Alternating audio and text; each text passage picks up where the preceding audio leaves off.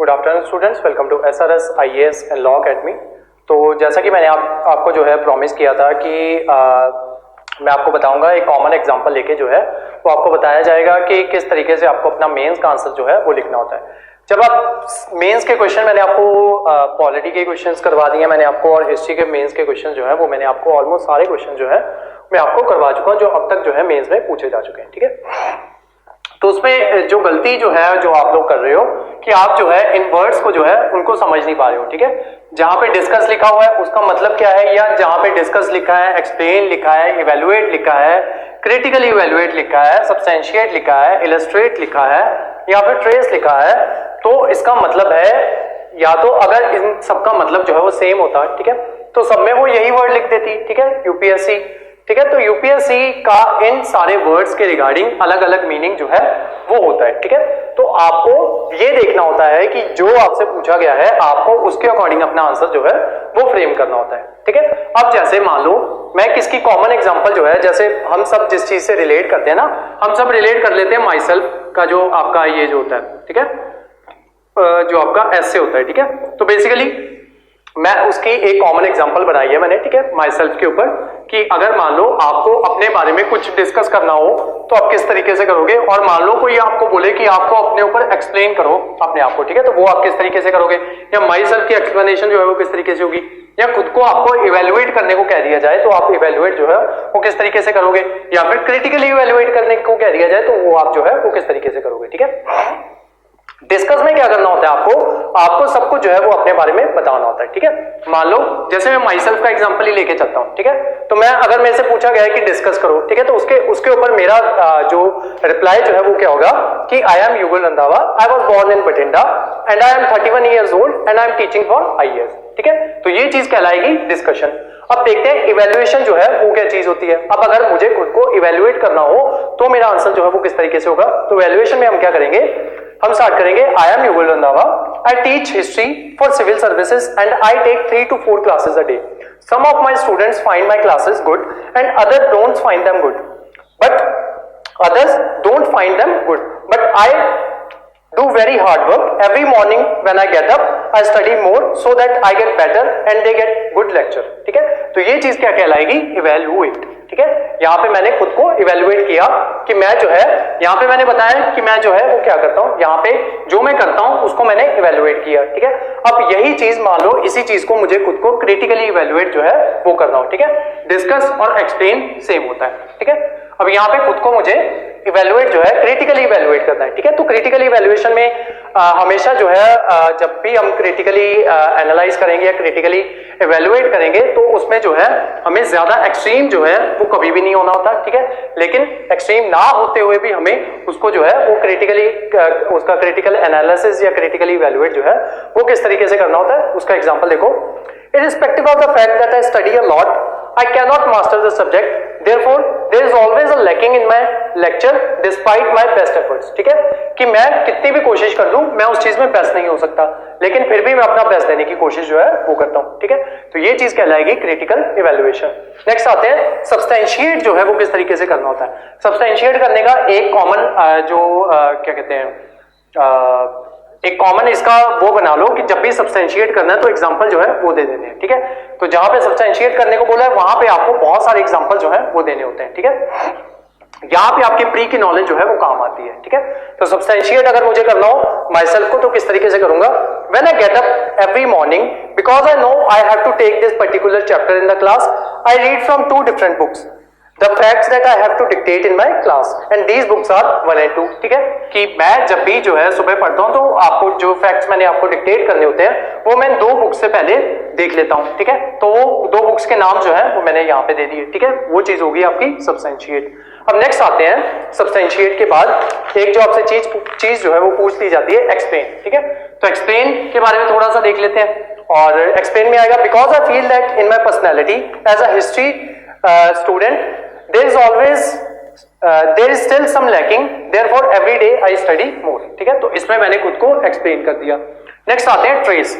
Trace जो है उसको 2 तरीके से ट्रेस जो है वो किया जा सकता है। ट्रेस मान लो कोई भी चीज है उसको ट्रेस करना हो तो उसको 2 तरीके से किया जा सकता है। ठीक है, जो हिस्ट्री है उसमें ट्रेस किस तरीके से करते हैं, या अदरवाइज माई सेल्फ में हम ट्रेस किस तरीके से करेंगे, कि मेरा इस जगह पे जन्म हुआ, देन मेरी इस जगह पे मैंने स्टडी की, देन उसके बाद स्टडी के बाद मैंने इस जगह से मैंने कॉलेज किया, देन उसके बाद जो है मैंने यूपीएससी की प्रिपरेशन की, यहाँ से यहाँ से मैंने प्रिपरेशन की, देन उसके बाद जो है मैंने ये एग्जाम दिए, ये मेरे एग्जाम जो है वो क्लियर हुए, ठीक है, यहाँ तक मैं इंटरव्यू तक पहुंचा, देन उसके बाद मैंने टीचिंग जो है वो इस जगह पे टीचिंग जो है वो मैंने स्टार्ट कर दी, ठीक है। तो इस चीज को कहा जाता है ट्रेसिंग, ठीक है। अब मान लो आपको ट्रेसिंग करने के लिए कह दिया जाए कि 1857 के रिवोल्ट को जो है उसकी ट्रेसिंग करो, ठीक है। उसका एक और तरीका होता है, या तो इस तरीके से लिख दो कि यहां से स्टार्ट हुआ, देन ये इंसिडेंट हुआ, देन ये इंसिडेंट हुआ, या उसके बाद ये इंसिडेंट हुआ और किस जगह पे हुआ। यहाँ पे जगहें जो है वो इंपॉर्टेंट होती हैं ट्रेस में। दूसरा तरीका क्या कर सकते हो, इंडिया का मैप मैंने आपको बनाना सिखाया है, ठीक है। इंडिया का मैप बनाओ, जगहें जो है उनको मेंशन करो, उनका साथ में ईयर जो है वो देते रहो, ठीक है। एक पेज पे मैप बना दो, दूसरे पेज पे उसको जो है थोड़ा थोड़ा उसके बारे में एक्सप्लेन कर दो। आपकी आधे मार्क्स जो है वो आपको यहीं पे मिल जाएंगे जब आपने मैप जो है वो बना दिया था, ठीक है। क्योंकि आपने बहुत सारा काम जो है एग्जामिनर का इजी कर दिया, क्योंकि एग्जामिनर को ईयर्स भी याद है और उसको जगहों के नाम ही पता करने हैं बस, ठीक है। बाकी की कहानी तो सारे लिख लेते हैं, ठीक है। तो ये सारा आपने यहाँ पे ट्रेस कर दिया, वो इसको उतना उसको पढ़ने की जरूरत ही नहीं है, आपने उसका सारा काम यहाँ पे इजी कर दिया है। आपको ज्यादा से ज्यादा मार्क्स जो है आपका एग्जामिनर देगा, ठीक है। एग्जामिनर से ज्यादा मार्क्स लेने का बेसिक फंडा यही है कि चीजें उसके लिए आसान कर दो, ठीक है। अपनी राइटिंग सुंदर कर लो और जो आपकी जो स्ट्रक्चरिंग जो है क्वेश्चन की, आंसर की, उसको अच्छा बना लो, ठीक है। जैसे यहाँ पे हेडिंग दो, ठीक है, देन उसके बाद बुलेट पॉइंट्स जो है वो यहाँ से स्टार्ट ना करके यहाँ से स्टार्ट करो, ठीक है। और अगर इसका कोई सब पॉइंट है देन उसको यहाँ पे करो, then again second bullet point, उसका 2 सब पॉइंट है तो उनको ऐसे बनाओ, ठीक है। तो ये इसकी स्ट्रक्चरिंग जो है वो सही हो जाएगी। हेडिंग जो है उसको अंडरलाइन करो, ठीक है। और अगर बीच में आपके आंसर में कुछ भी इंपॉर्टेंट चीज आती है देन उसको भी अंडरलाइन करो। और आपकी इंट्रोडक्शन जो है वो बहुत अच्छी होनी चाहिए।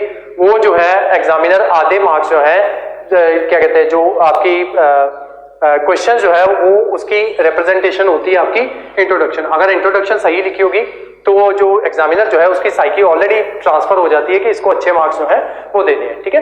तो अपनी ये इंट्रो और जो आपके देन फाइनल जो आपका कंक्लूजन होता है उस पे जो है वो ज्यादा वर्क करना है आपको, ठीक है।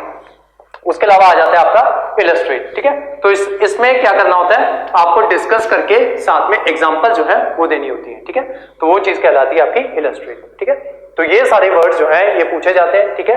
और उसके अलावा एनालिसिस जो है वो करने के लिए कह दिया जाता है और दूसरा कमेंट करने के लिए कह दिया जाता है, ठीक है। जहां पे भी एनालिसिस और कमेंट करने के लिए कहा जाएगा वहां पे आपको अपना व्यू पॉइंट जो है वो भी देना होता है। बेसिकली इसमें जो है वो आपको वे फॉरवर्ड देना होता है, ठीक है। मान लो आपको कह दिया गया कि आपको एनालिसिस करना है 1992 में जो आपका आया था पंचायती राज एक्ट, ठीक है। पंचायती राज एक्ट जो है या पंचायती राज इंस्टीट्यूशन जो है PRI, उनके ऊपर आपको जो है एनालिसिस जो है वो करना है, ठीक है। तो सारी उसकी हिस्ट्री बताओगे, ठीक है, और उसके रिगार्डिंग जो आर्टिकल जो है वो बताओगे। देन उसके अलावा जो पीसा एक्ट जो है, पीसा एक्ट उसके बारे में बताओगे, ठीक है। ये फिलहाल आपका कवर नहीं हुआ है क्योंकि ये मैंने गवर्नेंस में कवर करवाना है, ठीक है। तो पीसा एक्ट जो है उसके बारे में बताओगे, ठीक है। देन उसको जो है क्या कहते हैं, बाद में आप अपने रिव्यूज जो है वो दोगे कि इस एक्ट से ये फायदे जो है ये हुए हैं, इन एक्ट में ये प्रॉब्लम्स हैं, इन प्रॉब्लम्स को टैकल इस तरीके से किया जा सकता है। ये लास्ट वाला पॉइंट जो मैंने बताया कि प्रॉब्लम है एंड देन उन प्रॉब्लम्स को टैकल किस तरीके से करना है, ये एडिशनली एनालिसिस और जो ये जो होता है कमेंट जो होता है ये यहाँ पे आपको बताना होता है, ठीक है। इसके अलावा मुझे नहीं लगता कि कोई और वर्ड्स जो है वो होते हैं, ठीक है। अगर होते होंगे तो जैसे ही क्या कहते हैं जो हमारी ये जो क्लास लगती होती है उसमें जो है वो आपको समझा दिए जाएंगे, ठीक है। या फिर जो हमारी यूपीएससी वाली क्लास है उसमें समझा दिए जाएंगे, या फिर जो मेंस आंसर राइटिंग की क्लास होती है उसमें किसी दिन समझा दूंगा अगर मेरे से कुछ ना कुछ छूट गया होगा तो, ठीक है। तो ये सारे थे आपके जो कीवर्ड जो है कि कौन सा कीवर्ड अगर दिया हुआ है तो उसका आंसर जो है वो किस तरीके से लिखना है, ठीक है। तो बहुत से बच्चे जो है जो मेरे को मेंस आंसर राइटिंग जो है वो भेजते हैं तो उनमें ये मिस्टेक्स जो है वो कर देते हैं, ठीक है। करने को आपको ये क्रिटिकली इवेल्युएट करने को बोला होता है, आप नॉर्मल इवेल्युएट कर देते हो, ठीक है। तो वहां पे उसकी बुराइयां जो है वो बतानी होती हैं और जो क्रिटिकली इवेल्युएट करते हैं वो बहुत ज्यादा क्रिटिसाइज जो है उनको वो कर देते हैं, ठीक है। तो उतना क्रिटिसाइज भी नहीं करना होता, ठीक है। एक लिमिट में रह के जो है वो आपको करना होता है। इसका एक और एग्जाम्पल मैं आपको बताता हूं। अब आप जो है मान लो अभी हमने जो है हिस्ट्री कवर की है, ठीक है। तो हिस्ट्री में क्या कहते हैं हमने जो है या बेसिकली जो मैंने क्लासेस ली हैं मैंने उसमें गांधी को बहुत ज्यादा क्रिटिसाइज जो है वो किया है, ठीक है।